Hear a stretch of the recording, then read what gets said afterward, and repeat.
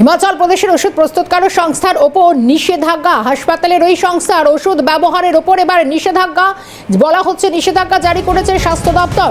11 ধরনের জীবনদায়ী ওষুধ তৈরি করে AFFY এবং ক্যান্সারের মতো যে সমস্ত জীবনদায়ী ওষুধ তৈরি করে এই সংস্থা, হাসপাতালে এই সংস্থার ওষুধ ব্যবহারের ওপর এবার নিষেধাজ্ঞা জারি করলো স্বাস্থ্য দপ্তর। বেশ কিছু জীবনদায়ী ওষুধ এই তালিকায় রয়েছে। 11 ধরনের জীবনদায়ী ওষুধ বলে জানা যাচ্ছে। তার মধ্যে মারণরোগ ক্যান্সারের মতো জীবনদায়ী ওষুধও তৈরি করে এই সংস্থা, আর সেখানে এই নিষেধাজ্ঞা।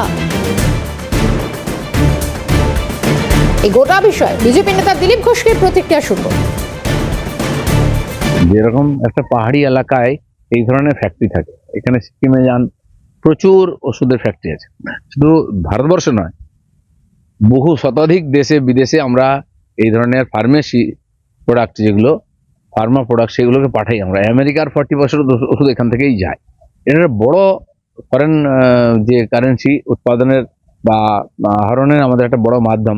কেউ যদি মনে হচ্ছে ওষুধ আনতে দেবে না, বাংলার মানুষকে বিনা চিকিৎসায় মারবে, আর এখানে যে ধরনের লো কোয়ালিটির ওষুধ কম দামের ওষুধ দোকানে বিক্রি হয়, সেটা ওখানকার লোকেরাও জানে, লোকের বিশ্বাস চলে যাচ্ছে। লড়াই করতে হয়, কিসের লড়াই করছে? রাজনীতি কতদূর যাবে? তাহলে দিল্লি যে টাকা পাঠাচ্ছে ওটা আগে বন্ধ করুন, যে দিল্লির টাকা নেবো না, আমরা রাজ্যকে চালাবো, খুব ভালো হয়। তাহলে 11 ধরনের জীবনদায়ী ওষুধে নিষেধাজ্ঞা। আর একটু বিস্তারিত জানবো, টেলিফোন লাইনে রয়েছেন আমাদের প্রতিনিধি রেশমি দাস। রেশমি, কেনই নিষেধাজ্ঞা?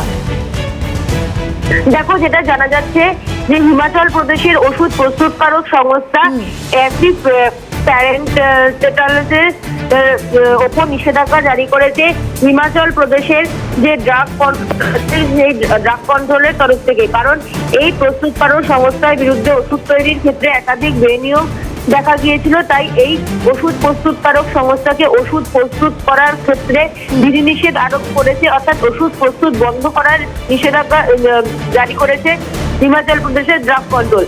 এবং তারপরেই রাজ্যের স্বাস্থ্য দপ্তর থেকে নির্দেশিকা পাঠানো হয়েছে রাজ্যের বিভিন্ন হাসপাতালগুলিকে, যেখানে বলা হয়েছে এই কোম্পানির ওষুধ ব্যবহার করা যাবে না। মূলত 11 ধরনের ওষুধ তৈরি করতো এই কোম্পানি, যার মধ্যে রয়েছে জীবনদায়ী বিভিন্ন ওষুধ, ক্যান্সারের ওষুধ রয়েছে, যেই ওষুধ বিভিন্ন হাসপাতালে ব্যবহার করা হতো রাজ্যের। এবং এই ওষুধ যাতে রাজ্যের কোনো হাসপাতাল ব্যবহার না করে, তার জন্য একটি নির্দেশিকা জারি করেছে রাজ্যের স্বাস্থ্য দপ্তর। রেশমি, একটু সঙ্গে থাকো, আমি তোমার কাছে আবারও দ্রুত ফিরছি।